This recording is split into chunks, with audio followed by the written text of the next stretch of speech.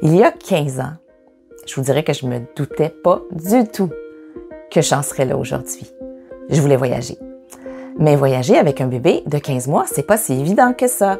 Quand on voyage avec un bébé, il faut amener tout. Hein. Vous savez, en fait, quand on n'a pas trop d'expérience, ça nous prend des poussettes, ça nous prend des porte-bébés, évidemment, ça nous prend un paquet de choses pour l'occuper, pour prendre soin. Et voilà.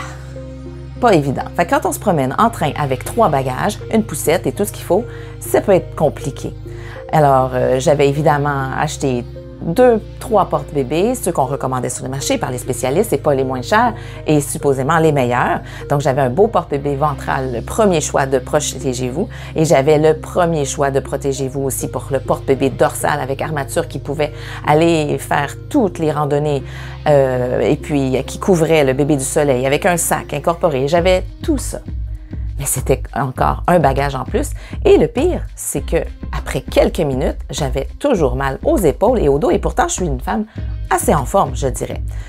Et je me disais, il doit y avoir des meilleures solutions, hein, mais on fait ce qu'on peut, alors on continue.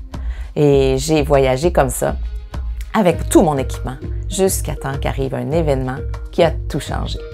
Simple, j'ai rencontré une maman. Une maman qui, comme moi, voyageait avec son bébé. Mais elle, contrairement à moi, elle voyageait avec un petit sac à dos et son bébé attaché sur son corps, noué dans du tissu. Du tissu, j'avais jamais vu ça avant. Ce qui m'a frappé, c'est que le bébé avait l'air tellement bien.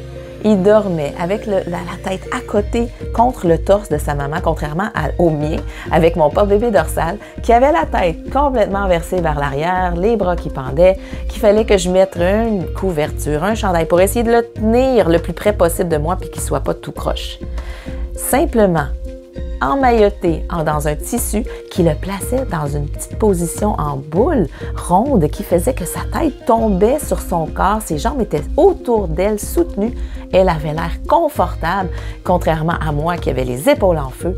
Et c'est à partir de ce moment-là que j'ai vraiment tout changé et que j'ai fait des recherches, que j'ai développé ce qui maintenant est l'écharpe de portage.